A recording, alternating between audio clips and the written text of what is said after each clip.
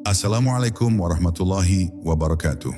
Ada momen dalam hidup ketika hati kita tampak baik-baik saja di permukaan, tetapi di dalamnya ada sesuatu yang tak pernah benar-benar sembuh. Luka yang tidak terlihat, luka yang kita simpan rapat-rapat.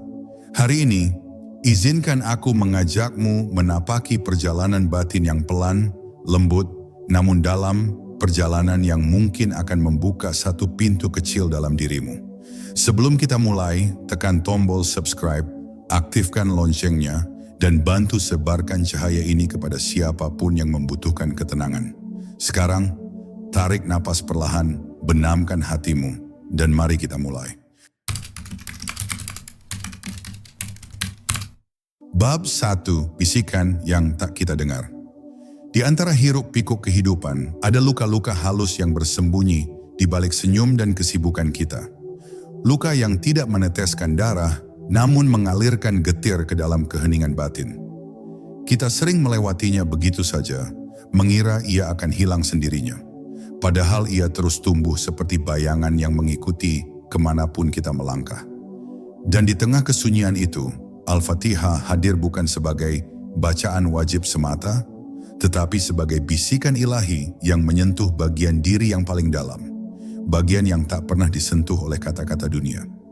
Ketika bait pertama terdengar, ada semacam keteduhan halus yang turun perlahan, seperti air yang menenangkan tanah yang retak. Tidak dengan gemuruh, tidak dengan keajaiban yang mencolok, tapi dengan kelembutan yang tidak bisa dijelaskan oleh logika.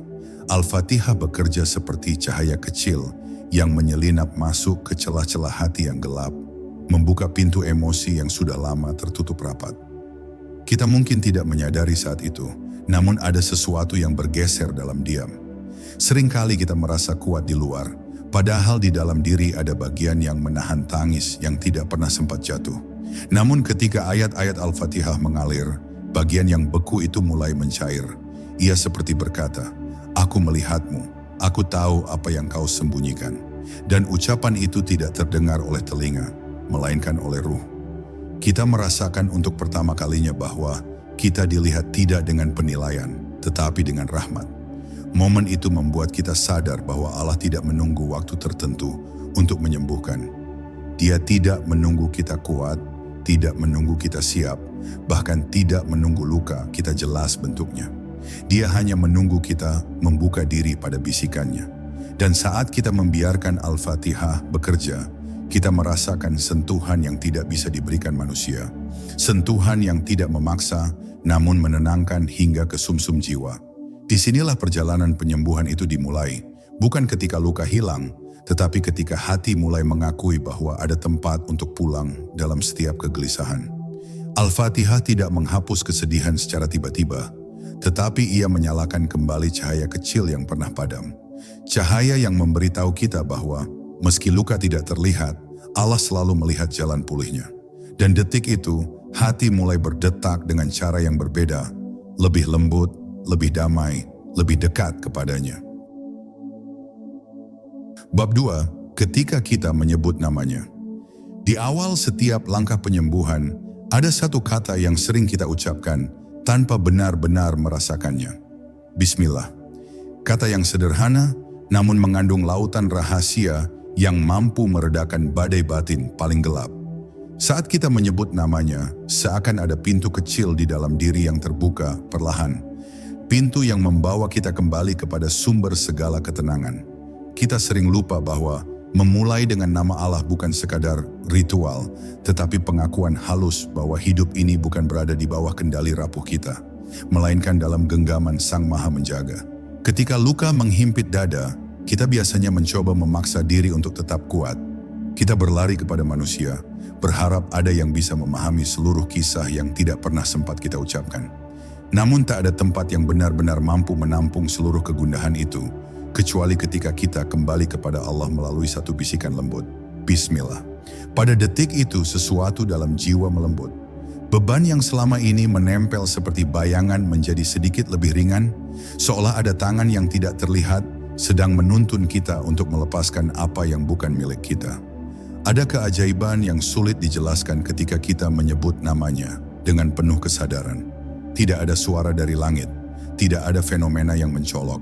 Namun hati yang sebelumnya gelisah seperti ditenangkan oleh hembusan angin yang sangat halus. Kita tiba-tiba merasa bahwa segala sesuatu yang terjadi, bahkan hal yang melukai kita, tidak pernah keluar dari pengetahuannya. Dan ketika kesadaran itu meresap, kita berhenti bertanya, "Mengapa aku?" dan mulai memahami, Allah bersamaku. Di balik kata bismillah, tersembunyi pesan lembut bahwa kita tidak harus menggendong seluruh kesedihan seorang diri. Kita tidak harus memperbaiki semuanya sekaligus, atau menemukan jawaban atas setiap peristiwa yang menghancurkan hati. Menyebut nama Allah adalah cara ruh untuk bernafas kembali setelah sekian lama menahan pilu. Ini bukan hanya permulaan, tetapi penyerahan diri yang paling jujur. Kita mengakui bahwa bantuan terbaik tidak pernah datang dari luar, melainkan dari Dia yang menciptakan hati itu sendiri. Dan perlahan, tanpa kita sadari, penyembuhan itu mulai bekerja.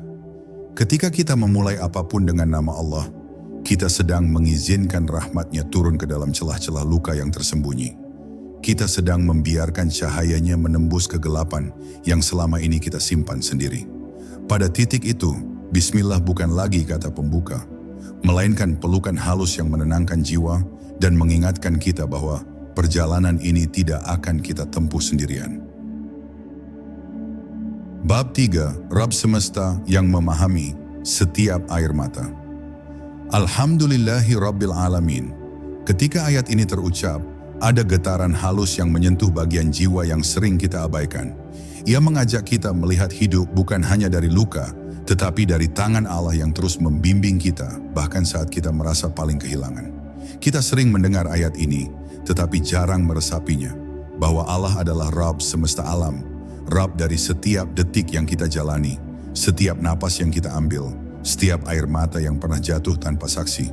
Dan saat kesadaran itu datang, kita mulai merasakan bahwa hidup yang terasa kacau pun sebenarnya tetap berada dalam pelukannya. Ada keindahan yang sulit dijelaskan dalam kata Alhamdulillah. Bukan karena semuanya terasa baik, tetapi karena kita belajar melihat kebaikan yang tersembunyi di balik hal yang tampak buruk.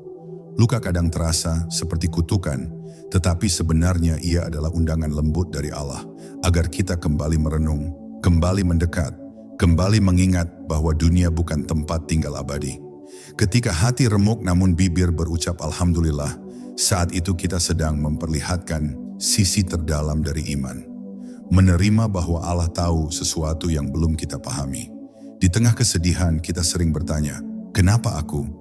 Namun ayat ini mengarahkan kita pada pertanyaan lain yang lebih lembut. Apa yang sedang Allah ajarkan kepadaku?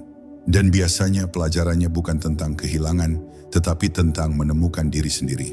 Tentang menyadari betapa rapuhnya kita tanpa pertolongannya.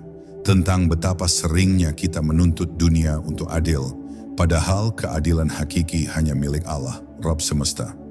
Ketika ayat ini meresap dalam hati, kita mulai melihat bahwa setiap luka membawa pesan, setiap air mata membawa hikmah. Rabb yang mengatur seluruh alam tentu mampu mengatur hidup kita, sekecil apapun persoalan yang kita hadapi. Ini mengajarkan kita untuk berhenti menyandarkan kebahagiaan pada dunia dan mulai menyandarkannya pada Allah. Karena dunia sering melukai, tetapi Allah tidak pernah meninggalkan. Saat kita mengucapkan Alhamdulillah, kita sedang mengakui bahwa apapun yang terjadi adalah bagian dari rencana ilahi yang jauh lebih luas dari pengetahuan kita. Ini bukan pasrah yang lemah, tetapi pasrah yang menguatkan. Dan perlahan kita belajar menerima bahwa penyembuhan tidak datang dari waktu semata, tetapi dari cara kita memandang luka itu sendiri. Ketika kita memuji Allah dalam segala keadaan, hati yang tadinya gelap mulai diterangi cahaya harapan. Kita mulai melihat hidup bukan sebagai rangkaian kebetulan, tetapi sebagai perjalanan yang sepenuhnya ada di bawah kendali Rabb yang Maha Tahu. Pada titik itu, luka kita tidak lagi menjadi beban, ia menjadi jalan kembali menuju Allah. Dan disitulah penyembuhan sejati mulai berakar. Bab 4, Kasih sayang yang menyelimuti luka, Ar-Rahmanir Rahim. Dua sifat yang, ketika diucapkan, seperti menurunkan selimut lembut ke atas hati yang telah lama gemetar.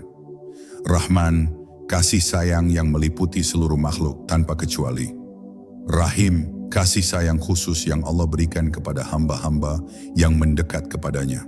Dan ketika dua lautan kasih ini menyentuh jiwa, kita mulai merasakan sesuatu yang tidak mampu diberikan oleh siapapun di dunia. Perasaan dipahami tanpa perlu menjelaskan apapun. Perasaan dicintai bahkan ketika kita tidak sedang baik-baik saja. Keduanya hadir sebagai pengingat bahwa luka kita tidak pernah terlalu kecil untuk diperhatikan oleh Allah dan tidak pernah terlalu besar untuk disembuhkan olehnya. Ada masa-masa ketika hati kita terasa dingin, seolah kasih sayang tidak lagi bisa masuk. Luka membuat kita membangun dinding tinggi agar tidak disakiti lagi. Namun saat Ar-Rahmanir Rahim dibacakan, dinding itu retak perlahan. Bukan karena dipaksa runtuh, tetapi karena sifat-sifat Allah yang penuh kelembutan menyentuhnya dari dalam. Kasih sayang Allah tidak pernah datang dengan tekanan. Ia datang dengan cara paling sunyi, dengan cara yang membuat kita menangis tanpa suara, seolah ada sesuatu yang selama ini terpendam, akhirnya menemukan jalannya untuk keluar. Seringkali kita merasa tidak layak dicintai. Kita melihat kesalahan-kesalahan diri, kekurangan, waktu-waktu ketika kita jauh dari Allah, dan kita berpikir bahwa rahmatnya mungkin tidak lagi turun pada kita. Tapi ayat ini membantah semua prasangka itu. Rahman berarti kasih sayang yang tidak bergantung pada performa kita, dan Rahim berarti kasih sayang yang terus mengikuti kita bahkan ketika kita tersesat. Ini bukan sekadar informasi teologis, ini adalah pelukan Allah dalam bentuk kata-kata. Kita belajar bahwa tidak ada kondisi di mana kita benar-benar terputus dari cintanya. Ketika kita membawa luka kepada manusia, tidak selalu ada yang mampu menyembuhkan. Kadang mereka tidak mengerti, kadang mereka tidak peduli, kadang mereka justru menambah luka itu. Namun ketika kita membawa luka yang sama kepada Allah melalui sifatnya yang maha penyayang, kita mendapati bahwa tidak ada sedikit pun yang ditolak. Allah menerima semuanya, bahkan bagian terdalam dari diri kita yang paling kita sembunyikan dari dunia. Ini membuat kita perlahan berani menghadapi diri sendiri, karena kita tahu Allah telah lebih dulu menerima segala kekurangan itu. Dan di saat itulah proses penyembuhan yang hakiki mulai terasa. Ar-Rahmanir Rahim bukan hanya dua sifat yang kita baca, tetapi jalan bagi ruh kita untuk pulang dari segala kekacauan batin.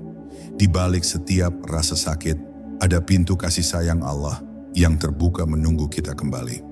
Dan saat kita benar-benar merasakannya, hati yang tadinya hancur tidak hanya diperbaiki, ia menjadi lebih lembut, lebih matang, dan lebih dekat kepada Dia yang tidak pernah berhenti mencintai. Bab 5, Hari Pembalasan yang Menghapus Rasa Tidak Adil. Maliki Yaumiddin. Ayat ini turun seperti angin dingin yang meredakan panasnya hati yang pernah merasa diperlakukan tidak adil oleh dunia. Kita hidup dalam realitas yang penuh ketimpangan. Seseorang mencintai dengan tulus namun ditinggalkan tanpa alasan. Yang jujur sering disalahkan, yang sabar justru diuji lebih berat. Hati manusia tidak diciptakan untuk menanggung seluruh ketidakadilan itu sendirian. Dan ketika ayat ini dibacakan, kita seperti diingatkan bahwa ada hari di mana seluruh kebenaran akan ditampakkan. Bahwa tidak ada air mata yang sia-sia, tidak ada kesabaran yang tidak tercatat, dan tidak ada luka yang dibiarkan tanpa pembalasan yang sempurna dari Rabb yang Maha Adil. Seringkali luka paling dalam bukan berasal dari apa yang terjadi, tetapi dari perasaan bahwa tidak ada keadilan atas apa yang menimpa kita. Kita bertanya, mengapa aku harus merasakan ini? Mengapa ia seolah bebas dari konsekuensinya? Namun Maliki Yaumiddin menghapus seluruh kegelisahan itu. Kita tidak diminta untuk mengurus balasan, kita hanya diminta untuk memperbaiki hati. Keadilan bukan tanggung jawab kita, keadilan adalah milik Allah sepenuhnya. Dan ketika kita menyerahkan rasa sakit itu kepadanya, kita menemukan ketenangan yang tidak bisa diberikan oleh balas dendam manapun. Ayat ini mengajarkan bahwa setiap luka yang tidak terbalaskan di dunia sedang menunggu penyelesaian terbaik di sisi Allah. Tidak ada satupun kesedihan yang tidak ia lihat. Tidak ada satupun pengkhianatan yang tidak ia catat. Bahkan ketika manusia lupa, Allah tidak pernah lupa. Bahkan ketika dunia terlihat membiarkan, Allah tidak pernah membiarkan. Inilah keteduhan yang membuat hati tidak perlu lagi menghabiskan energi untuk memikirkan siapa yang salah dan siapa yang harus membayar. Kita hanya perlu menerima dan menyerahkan. Ketika hati memahami ayat ini dengan benar, kita mulai melihat bahwa tugas kita bukan membalas, melainkan menyembuhkan. Melepaskan dendam bukan berarti kita lemah, tetapi karena kita mempercayakan urusan itu kepada Zat yang jauh, lebih mengetahui apa yang ideal untuk setiap jiwa. Kadang Allah tidak langsung membalas, bukan karena Ia tidak adil, tetapi karena Ia sedang mempersiapkan kita untuk menjadi lebih kuat, lebih lapang, dan lebih tinggi derajatnya. Luka itu ternyata adalah bagian dari perjalanan menuju pemurnian hati, dan di titik terdalam pemahaman itu, kita merasakan sesuatu yang selama ini sulit ditemukan. Ketenangan. Bukan karena masalah selesai, tetapi karena kita tahu Allah sudah mengambil alih urusan yang tidak mungkin kita pikul. Maliki Yaumiddin menjadi peneguh hati bahwa tidak ada satupun rasa sakit yang sia-sia. Semuanya akan kembali kepada Sang Hakim yang keputusannya adalah keindahan yang sempurna. Disitulah hati mulai benar-benar pulih. Ketika ia berhenti menuntut keadilan dari dunia dan mulai mempercayakannya sepenuhnya kepada Allah. Bab 6. Ketika hanya Allah yang bisa diseru. Iyyaka na'budu wa iyyaka nasta'in. Ayat ini seperti pengakuan paling jujur manusia ketika hidup menempatkannya di sudut paling sempit. Ada masa dalam hidup ketika kita merasa tidak ada satupun manusia yang benar-benar mengerti apa yang sedang kita perjuangkan. Tidak peduli seberapa banyak kita bercerita, ada bagian dari luka yang tidak pernah bisa terucap. Ada sisi dari kekhawatiran yang tidak bisa dijelaskan. Dan akhirnya kita sadar, ada batas sampai di mana manusia dapat menolong, tapi Allah tidak pernah punya batas. Kita menyembah hanya kepadanya, bukan karena kita suci atau sempurna, tetapi karena kita lemah, dan hanya dengan mengakui kelemahan itu kita benar-benar merdeka. Kita meminta pertolongan hanya kepadanya, bukan karena kita tidak punya siapa-siapa, tetapi karena pertolongan manusia tidak pernah bisa menjangkau tempat terdalam dalam jiwa kita. Ada rasa hancur yang hanya bisa diperbaiki oleh Allah.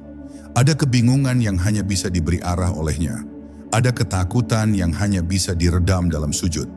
Kadang Allah membiarkan kita merasa sendirian, bukan karena Ia menjauh, tetapi karena Ia ingin kita kembali mengingat bahwa segala sesuatu selain Dia adalah fana.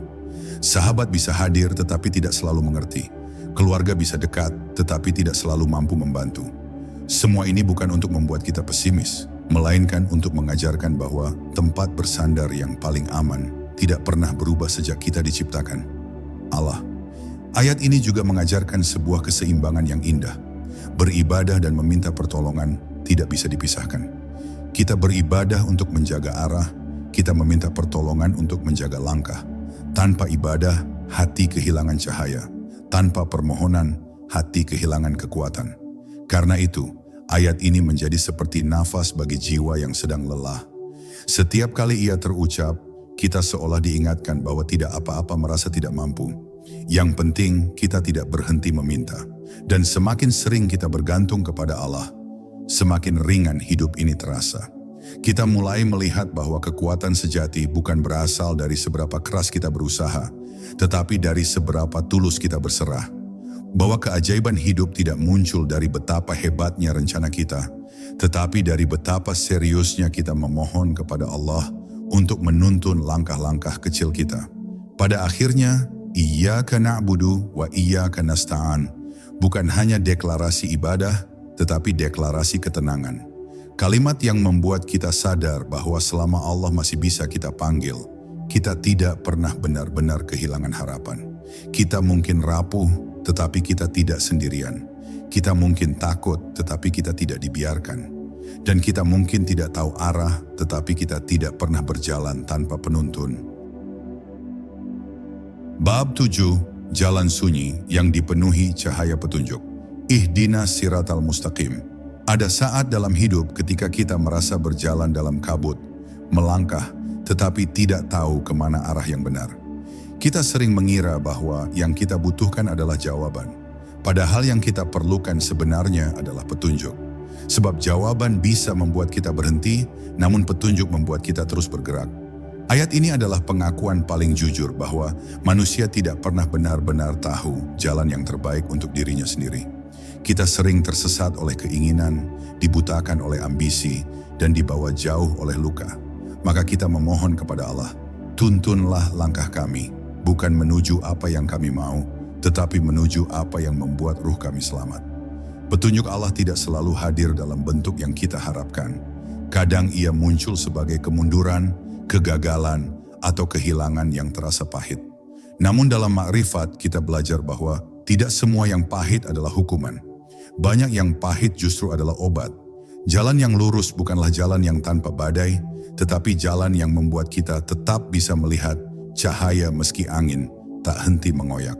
Ketika kita meminta ditunjukkan jalan yang lurus, sebenarnya kita sedang meminta agar hati kita tidak dipesongkan oleh hawa nafsu, oleh bisikan kesedihan yang menipu, dan oleh kebingungan yang membuat kita ragu pada rahmat-Nya. Ayat ini juga mengajarkan bahwa petunjuk bukan sekadar arah, tetapi keadaan batin. Ada orang yang hidupnya tampak sederhana, tetapi hatinya seterang fajar. Ada pula yang hidupnya tampak gemerlap, tetapi hatinya sepekat malam. Jalan lurus bukan selalu tentang ritme langkah di luar, melainkan ketenangan di dalam. Itulah sebabnya para kekasih Allah berjalan dalam kesunyian, namun terasa penuh cahaya. Mereka bukan tidak diuji, tetapi mereka tahu kemana harus kembali setiap kali dinding hidup terasa menyempit. Kepada Allah yang cahayanya tidak pernah padam. Ketika kita membaca ayat ini dalam keadaan lelah atau tersesat, ia seolah berubah menjadi panggilan ilahi yang lembut. Kembalilah, aku masih ada untuk menuntunmu. Kita mungkin kehilangan banyak hal, tetapi selama kita masih bisa berdoa untuk petunjuk, kita tidak pernah kehilangan arah. Bahkan ketika jalan di depan tampak gelap, ayat ini menjadi obor yang membuat kita yakin bahwa setiap langkah akan menemukan tempatnya, dan setiap kebimbangan akan menemukan jawabannya pada waktunya. Pada akhirnya, ihdinas siratal mustaqam adalah doa yang menjaga kita tetap manusia. Kita boleh kuat tetapi tetap membutuhkan bimbingan. Kita boleh pandai tetapi tetap memerlukan penerang. Dan dalam doa inilah kita mengakui bahwa segala ilmu, segala rencana, dan segala keinginan tidak ada artinya tanpa cahaya petunjuk dari Allah. Sebab hanya Dia yang mengetahui jalan mana yang membawa kita kembali kepadanya. Jalan mana yang akan menyembuhkan kita, dan jalan mana yang akan membuat kita layak menyandang ketenangan yang selama ini kita cari. Bab 8. Meniti jejak para jiwa yang Allah anugerahi cahaya. Siratal ladzina an'amta alaihim. Ketika ayat ini terucap, seolah kita sedang menundukkan hati untuk mengakui bahwa tidak semua jalan itu sama. Ada jalan yang penuh gemerlap tetapi menghanyutkan. Ada jalan yang penuh tepuk tangan tetapi menggelapkan. Dan ada jalan yang tampak sunyi tetapi justru penuh berkah. Kita memohon agar dituntun menuju jalan orang-orang yang pernah Allah pilih. Orang-orang yang hatinya pernah disentuh oleh cahaya petunjuk ilahi. Mereka yang langkahnya dituntun bukan oleh ambisi tetapi oleh kehalusan jiwa. Mereka yang diamnya menenangkan, bicaranya mencerahkan, dan hidupnya menjadi penanda bahwa Allah masih menurunkan anugerahnya pada hamba-hamba tertentu. Orang-orang yang diberi nikmat bukan selalu mereka yang hidupnya lapang, tetapi mereka yang hatinya lapang. Mereka bisa jadi pernah terluka, pernah kalah, pernah diterpa badai yang hampir meruntuhkan. Namun di tengah semua itu, ada cahaya hidayah yang membuat mereka tidak karam dalam keputusasaan. Mereka bukan manusia tanpa cacat, tetapi manusia yang berjuang memperbaiki setiap cacat dengan cinta kepada Tuhannya. Itulah sebabnya jejak mereka disebut jalan, bukan tujuan. Sebab kita diminta meneladani proses mereka, bukan hanya mengagumi hasilnya. Dalam makrifat, kita mengenal bahwa nikmat terbesar bukanlah kesehatan, rezeki, atau keberhasilan semata, melainkan kesadaran untuk mendekat kepada Allah tanpa dipaksa. Kesadaran untuk tenang meski dunia bising. Kesadaran untuk tetap lembut meski banyak luka. Kesadaran semacam ini tidak bisa lahir dari kecerdasan semata. Ia lahir dari hati yang disentuh oleh anugerah. Maka ketika kita memohon dituntun ke jalan mereka, sejatinya kita sedang berharap agar Allah melunakkan bagian-bagian jiwa kita yang kasar, memperbaiki bagian yang goyah, dan menyalakan kembali bagian yang padam. Jalan para kekasih Allah selalu tampak sederhana, bukan karena mereka tidak diuji, tetapi karena mereka belajar melihat ujian dengan mata ruhani, bukan mata dunia. Mereka merasa cukup meski sedikit, mereka merasa tenang meski banyak kekurangan, dan mereka merasa kaya meski tidak memiliki apa-apa. Keistimewaan mereka tidak terletak pada harta atau kedudukan, tetapi pada kejernihan hati yang memandang segala sesuatu sebagai titipan dan memulangkan segala gelisah kepada Tuhan yang Maha Menjaga. Maka mengikuti jejak mereka bukan berarti hidup tanpa masalah, tetapi hidup dengan hati yang tahu bagaimana merespons setiap kesulitan dengan cahaya, bukan keluh kesah.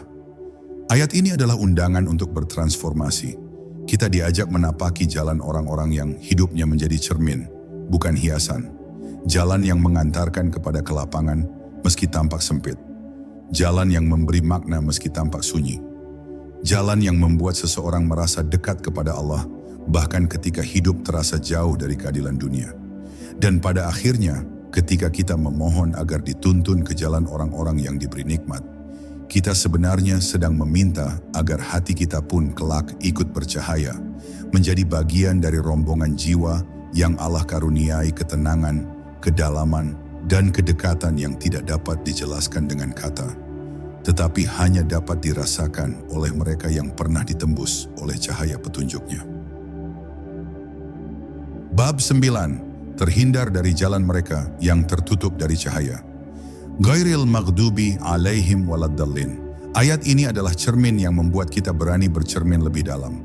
Kita tidak hanya memohon untuk dituntun ke jalan yang lurus, tetapi juga memohon untuk dijauhkan dari jalan mereka yang hatinya tertutup dari cahaya, baik karena kesombongan maupun karena kelalaian yang perlahan mengikis kejernihan jiwa. Inilah ayat yang mengajarkan bahwa kehancuran spiritual tidak selalu tampak sebagai tragedi besar. Seringkali ia dimulai dari hal kecil, hati yang menolak diingatkan, jiwa yang tak lagi tersentuh oleh kebenaran, dan langkah yang dipandu oleh nafsu, bukan nurani. Ada dua jenis kegelapan yang disebutkan ayat ini. Yang pertama adalah kegelapan mereka yang tahu kebenaran tetapi menolak tunduk.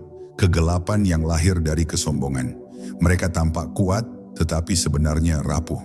Mereka tampak tinggi tetapi sesungguhnya kosong. Sebab tidak ada yang lebih menyesatkan selain merasa cukup tanpa Allah. Yang kedua adalah kegelapan mereka yang tersesat karena kebodohan spiritual. Bukan karena niat buruk, tetapi karena hati yang tidak pernah diasah, jiwa yang tidak pernah diajak merenung, dan hidup yang hanya diisi rutinitas tanpa kesadaran. Dua-duanya sama, berjalan tanpa cahaya, meski cahaya itu selalu tersedia. Ayat ini bukan untuk menghakimi siapapun, tetapi untuk mengingatkan diri sendiri agar tidak tergelincir ke arah yang sama. Sebab siapapun bisa menjadi gelap ketika lupa bersyukur, lupa berdoa, atau lupa memelihara hati. Bahkan orang yang tampak baik bisa tergelincir jika merasa dirinya sudah cukup suci. Bahkan orang yang tampak mengerti agama bisa tersesat jika merasa dirinya tak mungkin salah. Maka ayat ini adalah tamparan lembut. Jangan pernah merasa aman dari gelapnya hati. Cahaya hanya tinggal selama kita menjaganya, dan gelap bisa datang kapan saja jika kita lengah sedetik saja. Dalam makrifat, ayat ini juga menjadi pengingat bahwa keselamatan ruhani bukanlah hadiah instan. Ia adalah perjalanan panjang yang harus dijaga dengan kesadaran, istiqomah, dan kejujuran pada diri sendiri. Terkadang kita tersingkir dari cahaya bukan karena dosa besar, tetapi karena enggan membersihkan luka, enggan mengakui salah, atau enggan melembutkan hati. Ketegaran yang tidak diarahkan oleh Allah bisa berubah menjadi kekerasan hati. Ketekunan yang tidak ditemani kerendahan hati bisa berubah menjadi kesombongan. Dan ambisi yang tidak dirawat dengan niat yang lurus bisa berubah menjadi kejatuhan. Pada akhirnya ayat ini adalah doa perlindungan. Kita tidak meminta kekayaan, tidak meminta keajaiban, tidak meminta kemuliaan. Kita hanya meminta agar tidak dibiarkan berjalan di jalan yang menjauhkan kita dari Allah. Sebab apapun yang hilang bisa diganti, tetapi hati yang tertutup adalah kehilangan paling menyakitkan. Dan ketika ayat ini terucap dengan penuh kesadaran, seolah kita sedang mengatakan, "Ya Allah, lindungi kami dari diri kami sendiri. Jaga langkah kami agar tidak mengarah kepada gelap, dan jaga hati kami agar tidak menolak cahaya-Mu." Dengan doa ini, jiwa kita belajar merendah, belajar takut dengan cara yang benar, dan belajar bergantung sepenuhnya pada cahaya Tuhan yang tidak pernah padam. Bab 10. Ketika Al-Fatihah menyembuhkan luka yang tak terlihat, ada luka-luka yang tidak pernah meneteskan darah, tetapi rasanya lebih perih dari segala benturan fisik. Luka yang bersemayam di ruang batin yang paling sunyi, tempat manusia sering tidak berani menyentuhnya sendiri. Ketika kita membawa luka semacam itu ke dalam Al-Fatihah, sesuatu yang lembut namun kuat mulai bekerja. Seolah ayat demi ayat menjadi tangan tak kasat mata yang mengusap bagian jiwa yang retak. Bukan dengan kegaduhan, tetapi dengan ketenangan yang menembus hingga ke dasar ruh. Di titik itulah kita merasakan bahwa penyembuhan sejati tidak dimulai dari kata-kata manusia, tetapi dari firman yang menciptakan manusia.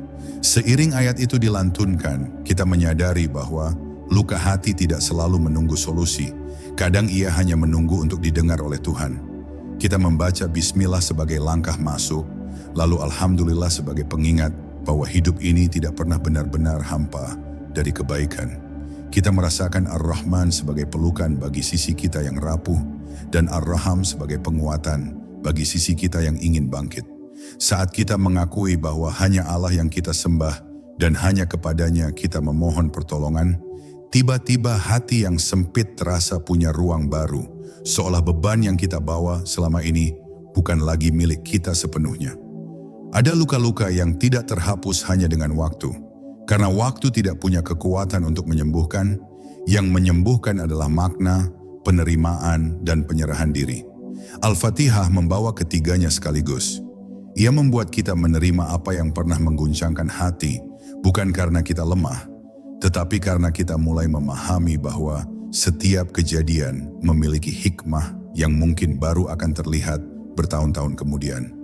Ia membuat kita melihat bahwa Allah tidak hanya memberi cobaan, tetapi juga memberi arah yang membawa kita kembali kepada ketenangan yang pernah hilang. Ketika kita memohon agar dituntun ke jalan orang-orang yang diberi nikmat, kita juga sedang memohon agar hati kita diperbaiki, disucikan, dan dikuatkan seperti hati mereka. Dan ketika kita memohon perlindungan agar tidak berjalan di jalan mereka yang tersesat, kita sebenarnya sedang memohon agar luka yang kita alami tidak mengeraskan hati kita, tidak mengubah kita menjadi sinis, dan tidak menjauhkan kita dari kebaikan. Luka yang tidak sembuh dengan benar bisa menjadi sumber kegelapan, tetapi luka yang kita titipkan pada Allah bisa menjadi sumber cahaya. Al-Fatihah mengajarkan bahwa setiap luka bisa menjadi ibadah jika diserahkan pada jalan yang benar. Pada akhirnya, ketika seluruh ayat selesai terucap, kita seperti keluar dari sebuah perjalanan batin yang halus namun dalam. Luka itu mungkin masih ada, tetapi rasanya berubah. Tidak lagi tajam, tidak lagi menguasai, tidak lagi menenggelamkan. Seolah Allah mengganti rasa sakit itu dengan pemahaman baru yang jauh lebih lembut. Inilah keajaiban Al-Fatihah. Ia tidak selalu menghapus luka, tetapi ia membuat luka menjadi pintu. Pintu menuju kedewasaan ruhani, pintu menuju kerendahan hati, pintu menuju kedekatan yang lebih intim dengan Allah.